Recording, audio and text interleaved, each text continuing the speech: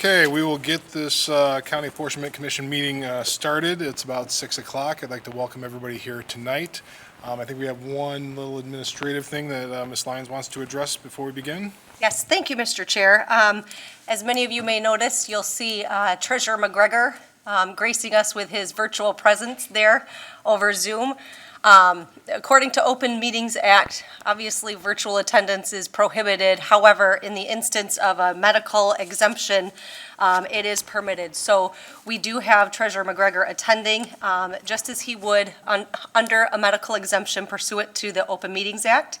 And he will be able to participate in any discussion or cast any votes on any motions, and his presence will be duly recorded.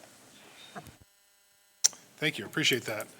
Guess the next thing on the agenda is the approval of the minutes of the September 29th meeting. I'm assuming everybody got those? Mr. Chairman, I would move to adopt the minutes. Do we have a second?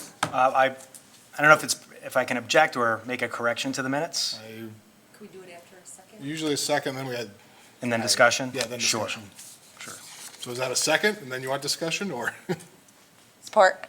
Okay, now we got a second. Any discussion on that? Yes, I just have one correction. Thank you, Ms. Lyons, again for the detailed minutes. I really appreciate these. At the bottom of page 3, it says, Mr. Saxon stated that a revision is in the eye of the beholder and that the commission should not entertain revisions.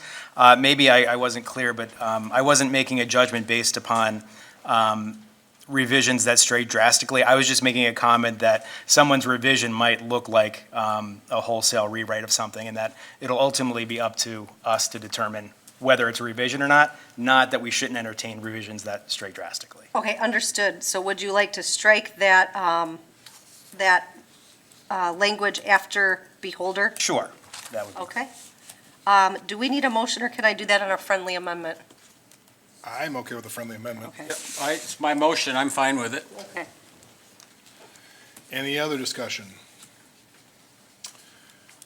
So I guess we would vote with that change for approval of the minutes As amended.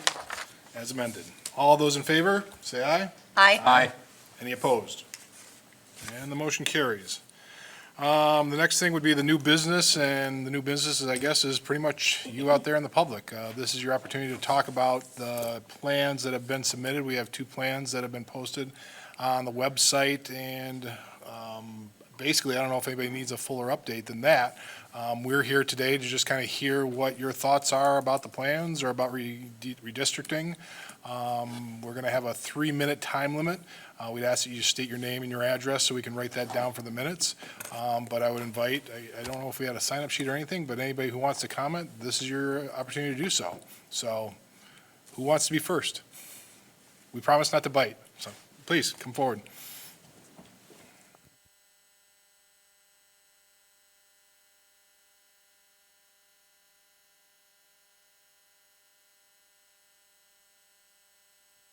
The mic should be on, and I got the green light here, so if you could state your name and address and let us know your comments. My name is Laura Kane, Kane. I live at 6929 Rex Drive in Rockford, Michigan, 49341. That's in Plainfield Township. And I'm here to comment specifically on Plainfield Township on these 2 plans. Plainfield Township is the largest township in Kent County. And Mr. Saxton's plan keeps Plainfield Township as 1 unit. And Mr. Verheulen's plan spreads it out, breaks it up in chunks. And there's just no logical reason to do that, or even common sense reason. Frankly, it doesn't pass a smell test to me. Mr. Saxton's plan here includes a lot of gerrymandering measures, copper number and the Schwartzberg number. He had very detailed information. And his scores as far as gerrymandering concerns are about as close to a score of 1. I'm here to ask you to approve Mr. Saxton's plan and to keep Plainfield Township as 1 unit. Thank you. Please, step forward, I guess, just, if you want to line up or just hop up, we'll take the next one, whoever it is. Patricia O'Neill, O''Neill. I live at 3325 Gateshead Street Northeast, Rockford, Michigan, and it's in Plainfield Township. I just met Laura this evening, and we are definitely on the same wavelength. Mr. Saxton's map keeps Plainfield Township all in the same thing, and where Mr. Verhangs divides it up into three parts, I couldn't understand why. And I really liked looking at the Schwartzberg scores and the compact Bosey-Popper scores, which are to detect if the area has been gerrymandered, and the goal is to try to get the scores close to 1, and if things close to 0 means it's gerrymandered. So I didn't see that on Rob's map. So I don't know if that's something that could be looked into just to compare. But I do recommend that Plainfield Township be kept as one district, not to be cut up in pieces. Thank you. Thank you.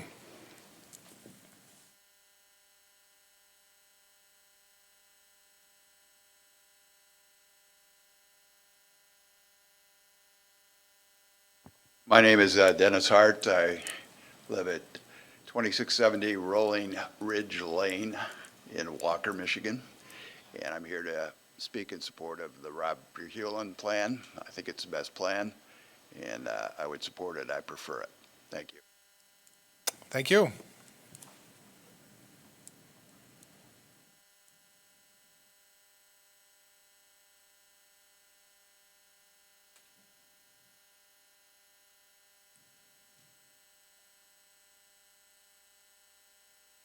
My name is Richard Hauskamp. I live at 838 Alita Court, and that's in Grand Rapids, but it's in Gaines Township. Just before I say anything, I would say thank you to both of the individuals who put these plans together. They seem like they were well thought out. A lot of research went into it, and you have a lot of our appreciation for the time put in. Being said, I'm here to speak on our support is for Mr. Verheulen's plan. And the rationale behind that is probably a little less political and a lot more common sense. We live in Gaines Township. It's a growing township. It's a township with a lot of folks who work really hard to keep the community going. And Mr. Verheulen's plan, we keep Gaines Township as one block, as one community. And certainly our size allows that. It lets the people in Gaines Township vote representation. That's going to help with the issues that we feel are important. Mr. Saxton's plan does something different. That divides Gaines Township. It takes a community that's vibrant and growing, and it splits it into 3 communities that are no longer really representative of anything. And each of those 3 is attached to a larger community, Byron Township, Caledonia, and Kentwood, which may not have any issues that are of concern to Gaines. Under Mr. Verheulen's plan, we can go forward and we can elect commissioners, we can vote, and our votes count for something. Whereas I'm afraid under the other plan, the people in Gaines Township are going to lose representation, and what we're going to end up with is simply being a tag-along on someone else's agenda. I know that probably is a selfish point of view. I'm representing it only as Gaines Township, but an examination of some of the other cut-ups in these plans, I think the same argument would apply to folks in East Grand Rapids and some of the other areas as well, Caledonia. Thanks. Thank you.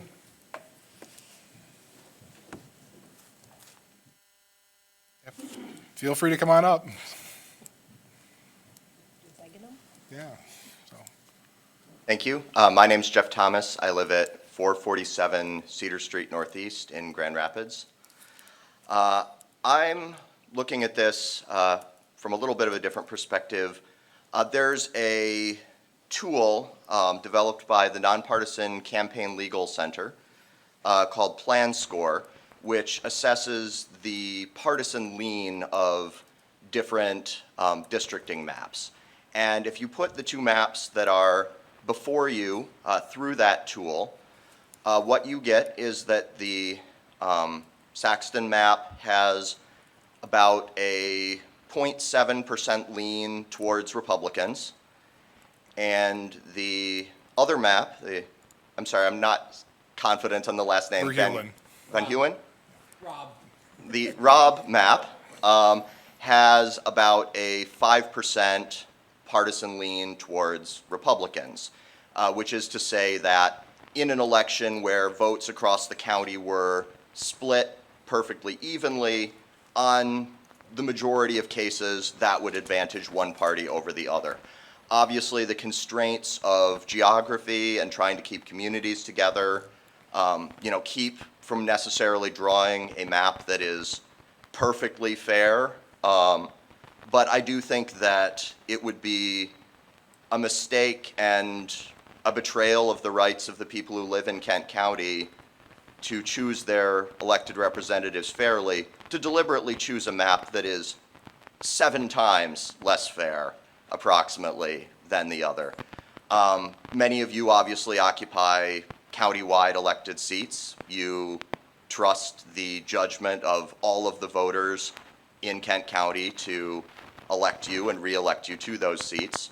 And I think that the threshold of votes required, that is to say, a majority to take and hold a majority of the seats on the county commission, is not an unfair standard to ask the county commission to live up to. Thank you. Thank you.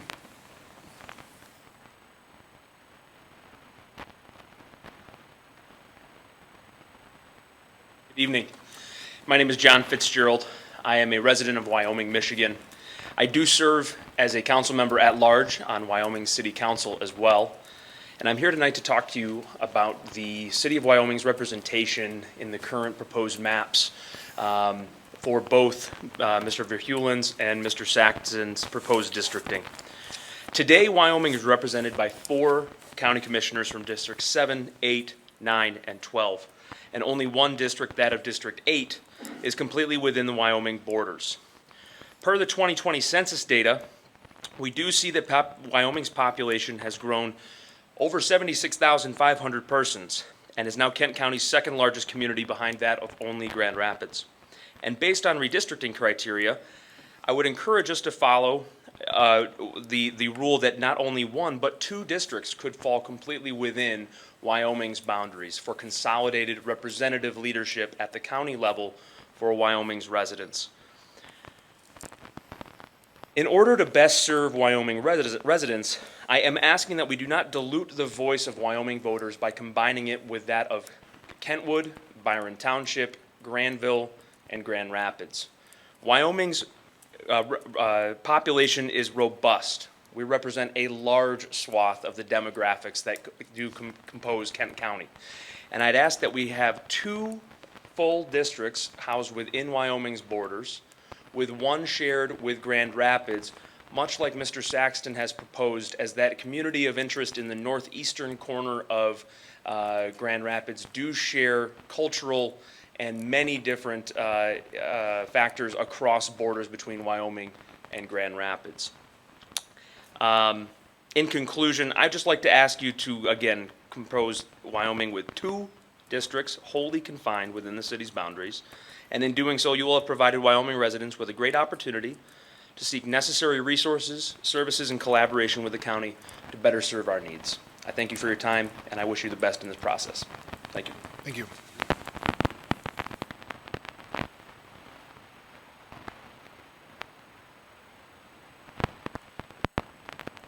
Perhaps a man who needs no introduction. Jim Talon. I live at 30 College Southeast in Grand Rapids. I thank you for your work on this committee. I'm very familiar with the tasks you have, having put considerable work into a plan myself some 20 years or so ago. I think most of you probably know that I was a county commissioner for 20 years, covering a 28-year period. I first won election in 1992, but lost one 2 years earlier in 1990. As a result, I have a somewhat unusual distinction of having run for county commissioner in 4 different county commission configurations. And interestingly, I never moved my residence during that time. The districts have been reconfigured while I stayed put, so to speak. So I've been studying and experiencing district configurations for a long time, and that history causes me to offer an observation and a suggestion. First, thank you for creating draft plans that have majority-minority districts for both African American and Hispanic voters. I have advocated and worked for that for a long time, and it's so great to see it happening in both of your plans. Second, I've long had a concern about how little attention is paid to neighborhood boundaries in the city of Grand Rapids when creating county commission districts. When I represented the 16th district, one of the 4 that I represented, and that started in 2009, it included all of downtown east of the river, all of Heritage Hill, all of Belknap, all of Midtown, and all of Easttown. 5 neighborhoods with thriving neighborhood associations. That was a wonderful thing. In 2012, in the redraw, most of those neighborhoods ended up in 2 or more county commission districts. My neighborhood of Heritage Hill was split up among 3 different commissioners. That small neighborhood near downtown Grand Rapids. Government is confusing enough for most citizens. It'd be great if we could find ways to reduce that confusion rather than increase it. Some good news is that clear information on Grand Rapids neighborhood boundaries is available on the Johnson Center website from GVSU, could easily be used to tweak the current plans where they involve Grand Rapids so that they more closely align with our neighborhoods. Thank you for considering my comments. Don't hesitate to contact me if I can be of any assistance. I'm retired and fairly easy to reach. Thank you.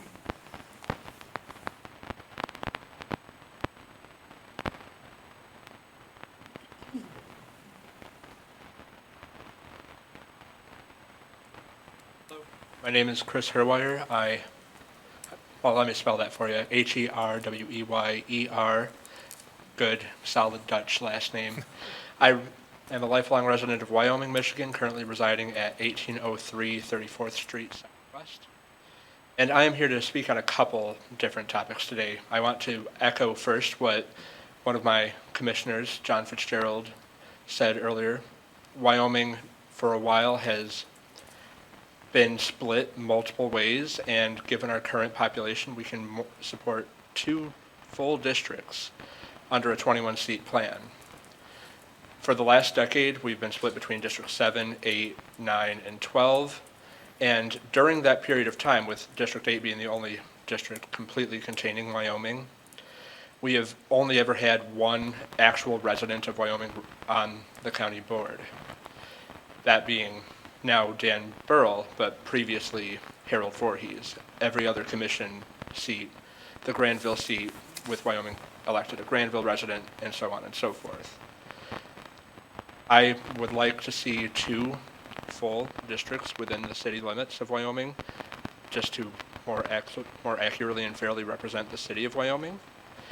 And I believe that as the county's 2nd largest municipality, Wyoming more than deserves that representation. The other point that I want to hit on is regarding the maps that were submitted by Mr. Verheulen and Mr. Saxton. I went to the liberty of kind of looking at where current commissioners reside, it's public information, and seeing how where they live lines up with the districts that were drawn. And one thing stood out to me. It appears that the map submitted by Mr. Verheulen does a lot of work to keep current incumbents separate from each other in different districts. From what I could tell, there were only 4 commissioners that would be living in similar districts, 2 commissioners in one district, 2 commissioners in another, and then every other district either has 1 commissioner incumbent, and several have none because 21-seat maps were brought in versus the current 19 district map that we have. Mr. Saxton's plan, on the other hand, would have 9 current incumbents that would be in similar districts, including one district that would have 3 of them together. Now, I am not aware of this commission here having incumbency protection being part of that, but I would argue that where incumbents live should not be a considerable factor in how these maps are drawn. Thank you. Thank you.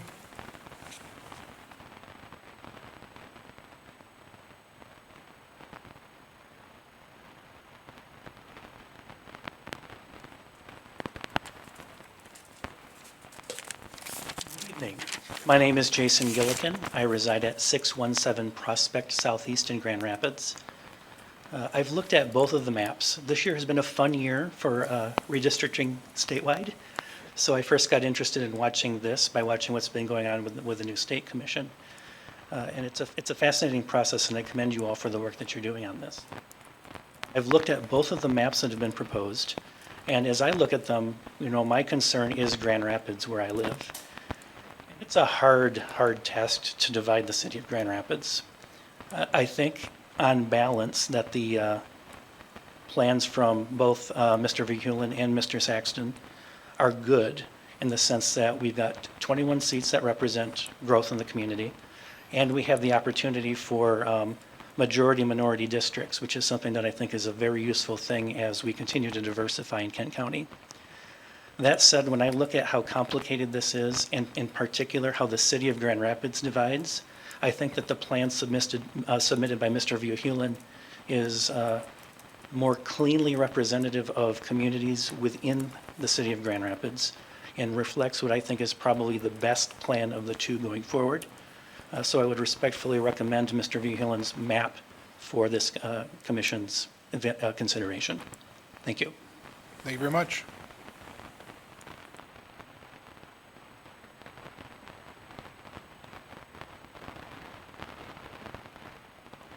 My name is Sarah Woolsey. I reside at 1330 Rosewood Avenue Southeast. I just wanted to say. I'm sorry, can you repeat your last name? Oh, yes, Was it Woolsey, W-O-O-L-S-E-Y. Thank you. I just want to say, first of all, I have been very impressed at many of the other commenters. Lots of very good points that I echo. One that was brought up a few people before me was about having maps that are fair. And I watched some of the apportionment meeting from the 29th, I believe, and I appreciated the comments. I believe it was from Clerk Lyons at the beginning about making sure the maps are fair, and then that's what the voters want. And I understand that the work of this body is not covered by the laws that were passed in 2018, but I think it was very clear that the will of the voters in Kent County and the will of the voters in the state of Michigan is for maps that are fair and that allow the voters, based on the majority of what voters want to represent, to choose who represents them. So I really urge for a map where the districts give voters the opportunity to select the body of the county commission that's going to make the important decisions for them. In that regard, I did look at some of the data that was available for Mr. Saxton versus Mr. Verheulen's maps, and I thought Mr. Saxton's maps did a better job of allowing the majority of residents of Kent County to create a body where the majority of the county commission represented their wishes. But again, thank you for your hard work. I really appreciate your work on this. Thank you.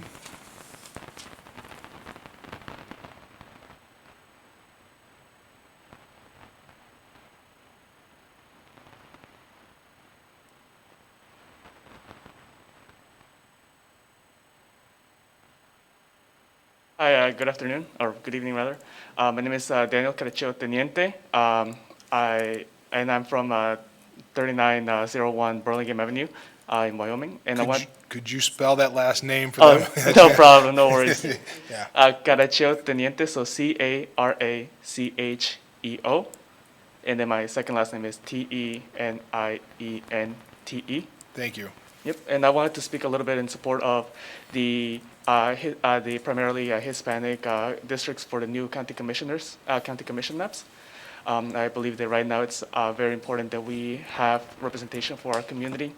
I have been living in Kent County for about 16 years, and I've seen this community grow and the Hispanic community grow to gain more representation, to gain more influence in this city. And I think that in order for this city and this county to have to fully represent its diverse communities, it is important that the Hispanic community has a seat at the table, especially considering that we are some of the most impacted communities that has been through public health, as seen through the last, sorry, my bad. That's okay. As seen from the past year, the Hispanic community was one of the most impacted by the coronavirus pandemic.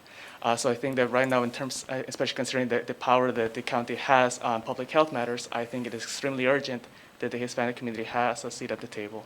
Thank you. Thank you.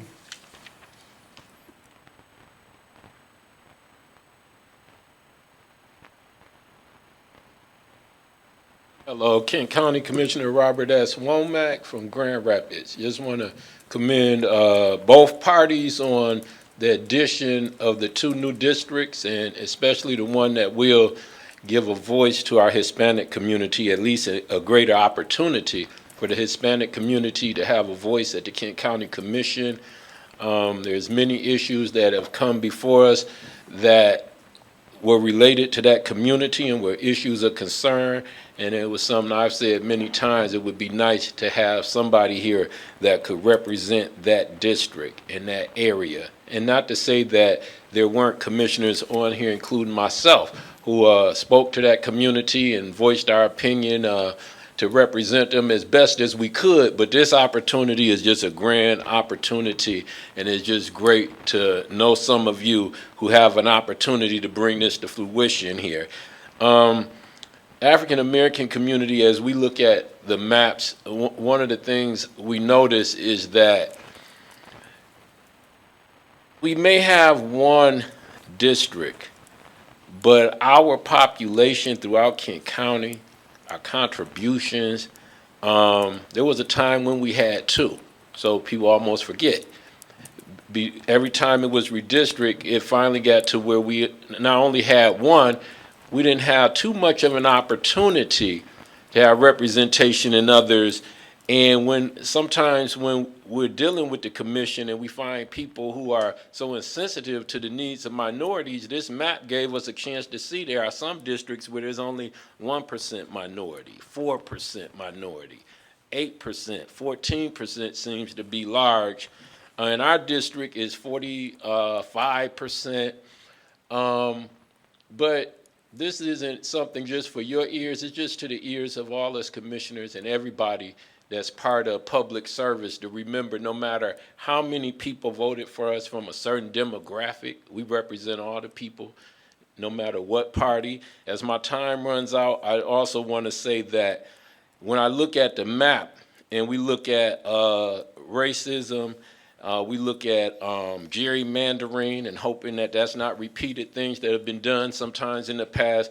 I also look at equity, classism, home ownership, and property, because sometimes we take houses that may be between the 50,000 to 110,000 range, and we might take 4 or 6% of that and put it into a range of houses who are like $500,000, 300,000 and up.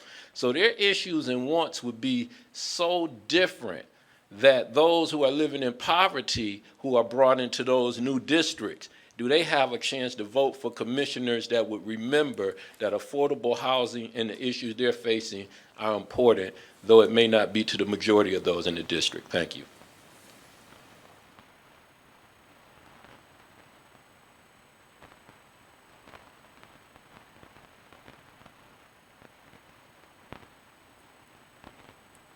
Do we have anybody else wishing to address? I think just about everybody, but just in case. Going once, going twice. I feel like an auctioneer. So, no, I really appreciate your comments and really appreciate you taking the time. You know, it's heartening to see people that do care about this, because there are so many people that don't care. So we do take these comments seriously, and I think that's a discussion we'll have. I don't know if we'll have it right now or we're going to wait, save. I mean, I've got some things too, but I don't know if it's for now or if you want to do it more at the meeting on Wednesday to kind of take these in. Mr. Hewlin? I'd like to take the comments, go back and take a look at it, and then have a discussion 2 days from now. That would be my preference. That seems to be the preference, and I'm willing to go with the preference, so I think that I'm okay with that. Is there time to make a summary available of these comments? Like Video from, available? Yeah, we can have them to you tomorrow. It won't be, minutes for approval or anything, but we can definitely summarize just the basic gist of these comments. that'd be okay? Yeah, no, great. Okay, I think that'd be good, then we can take that in and have it for our meeting on Wednesday. And once again, our meeting on Wednesday, they've all been open to the public, this is the biggest one we've had, so you're all welcome to obviously come back, and listen in, and there's also always a public comment time at those meetings as well. So if you want to return and see what the discussion is, please feel free to do so, because we're trying to be as open as possible with this. So. Yeah, I was gonna- yeah, it's a public. You should declare the public hearing closed. All right, I declare the public hearing closed. Wow, that's kind of, That's power. but do I declare the public hearing closed to open it up for public comment?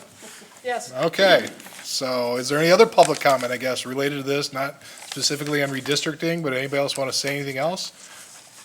Kind of a second bite at the apple, I guess? All right, hearing nothing. And the next thing on the agenda is the adjournment. Mr. Chair, I move to adjourn. Do I have a second? I have a second. All in favor? Aye. Aye. Those opposed? The meeting is adjourned. Thank you very much. Man.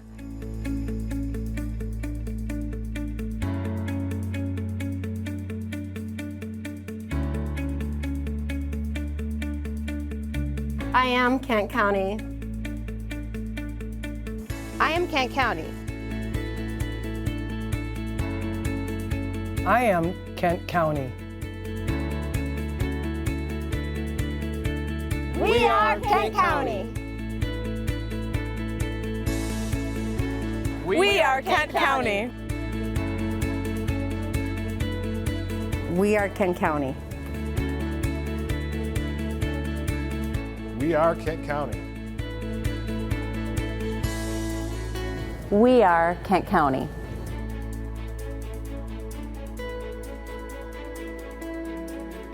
We are Kent County.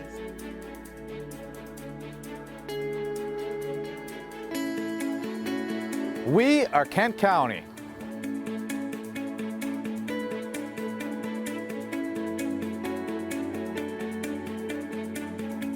We are Kent County. Ami, Kent County.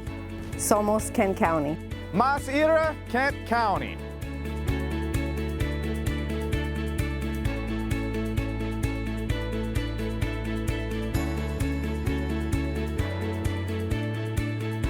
We are Kent County. We are Kent County. We are Kent County. Oh, yeah.